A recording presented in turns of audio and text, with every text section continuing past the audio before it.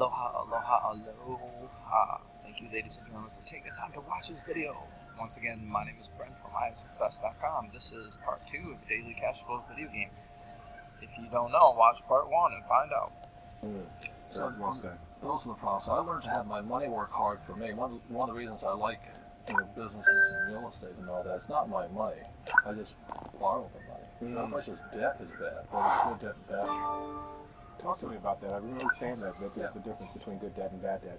Well, bad debt is like your home, the car, going, buying clothes, with your credit cards and all that. It's consumer debt. Not that a house is bad, and a car is bad, though it should be clothed. Yes, can't run around naked with a credit card. But for some reason, bad debt is the easiest to get. Isn't it interesting? Fascinating. How about that? And good debt is debt that makes you rich. That's the hardest to get. Now, the problem with being deeply in debt with bad debt is because of the lack of education, most people leave school and they don't know if it's good debt or bad debt. They load up on bad debt. And then they never get ahead because they're always trying to get out of bad debt, whether they know it's good debt. So one of the reasons you want to have a good credit rating, is like for me, is that when I just lost the deal, but I had a $4 million office building I was buying. The bank was going to give me $4 million. So I was going to own the building for free because I could find it. It took me a day to find the thing. So it was a $4 million deal. I was going to make $10,000 a month. I was going to borrow all the money. Do you know what I mean? And I asked people who are savers, how long would it take you to borrow? How long would it take you to save $4 million?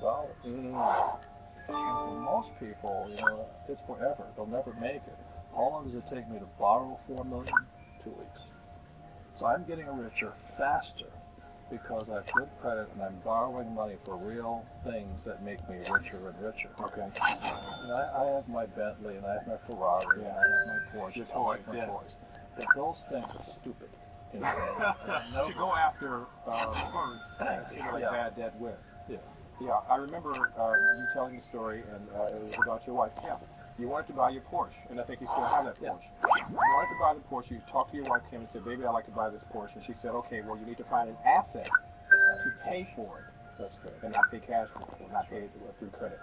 Talk to me about that process. The Porsche was $50,000 in cash. If I bought the Porsche, I'd lose the $50,000, and the Porsche would go down and be there. Instead, I took that $50,000 and I put together a syndication. We bought these mini storages with it. The mini storage then put $1,000 in my pocket every month with the $50,000. The $1,000 paid for the Porsche. Okay, so today, then and you still have the asset. I still have the mini storage, and guess what? The mini storage went up in value, and I borrowed out $50,000. So I have my $50,000. I have the mini storage. I have $1,000 in cash flow, and I have my Porsche. If I had bought the Porsche, that might be all I have today. Beautiful. It is a matter of understanding priorities. Yes.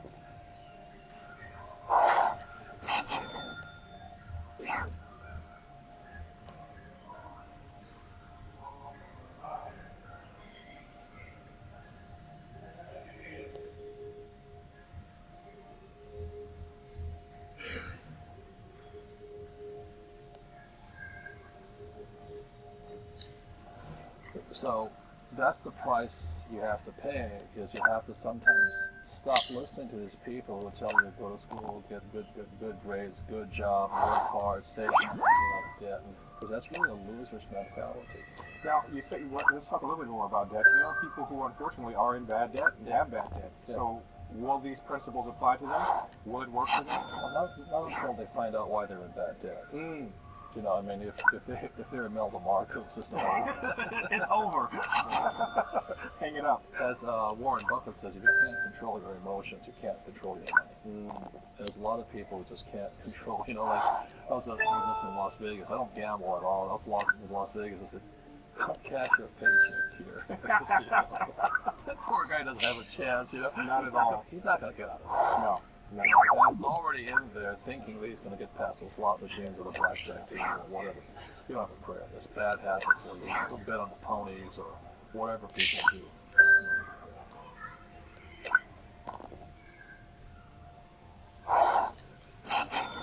You know, you're watching the Philippe Matthews shows. Now, let me just give you my opinion. He is the Oprah of internet.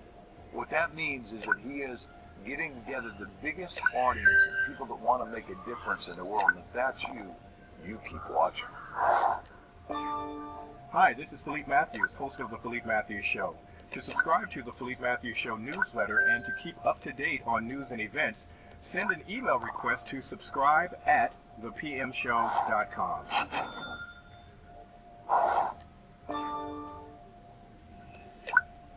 Back with the phenomenal Robert Kiyosaki, Rich Dad, Poor Dad. We were talking about mindset, and let's talk a little bit more about mindset, but let's talk about why people have a difficult time opening up to the concepts of wealth, the actuality of wealth. And here it is. Here is your ticket to heaven, if you will, and they don't take it. They don't take it. They don't do it. They just sit there. You know, it's like that old story about the woman who died. God sent a helicopter and a boat and all that. She gets to heaven and says, "Well, why didn't you save me?" Duh.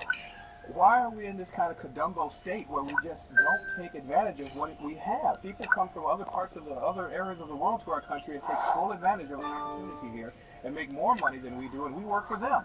Yeah. Well, that's a good question, because my friend says everybody wants to go to heaven, but no one wants to die.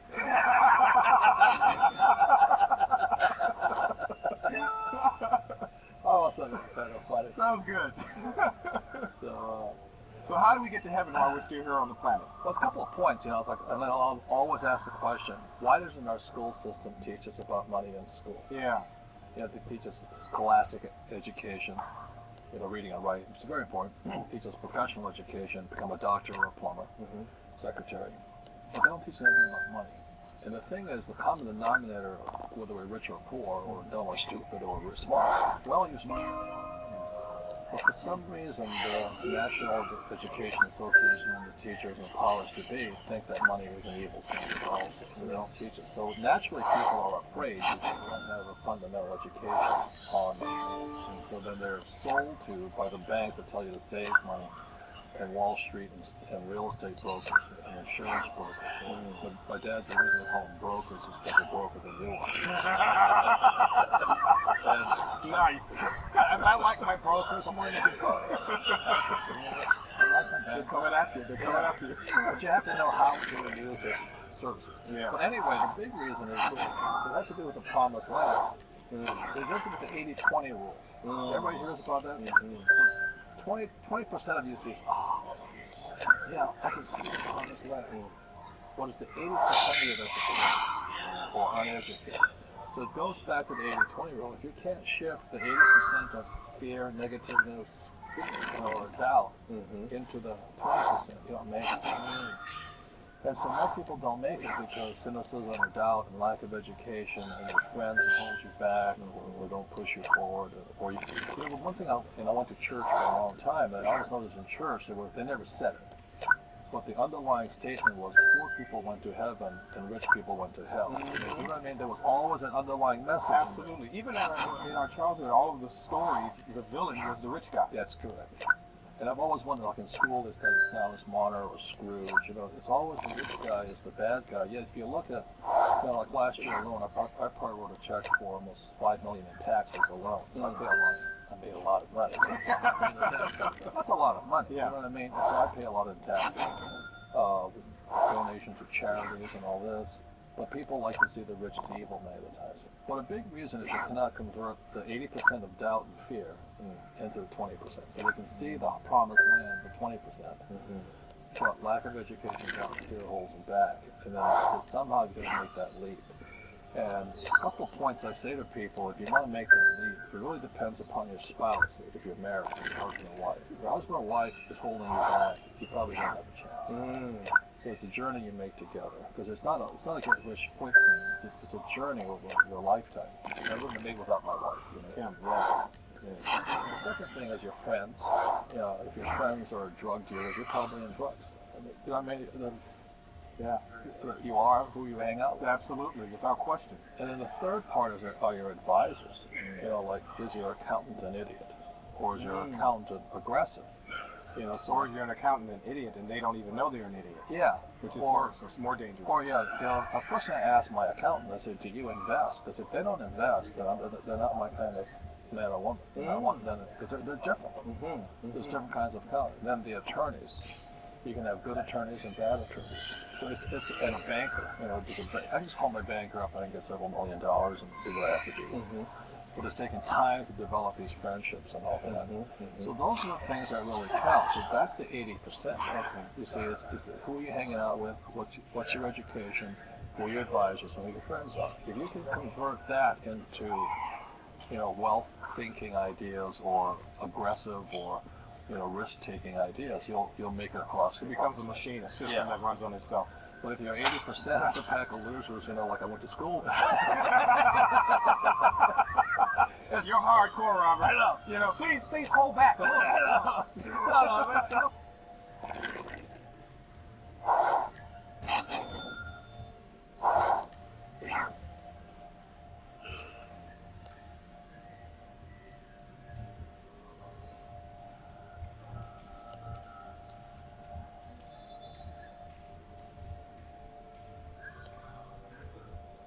No. My friends, they go fishing every day. They're hard in Hawaii, right? Right. They're just fishing, and they love it. I said, how do you guys support yourself? Well, they're growing that funny weed up in the mountains. I said, you guys, I said, I love you, but I can't hang out with you anymore. That's so funny. I remember seeing Donald Trump on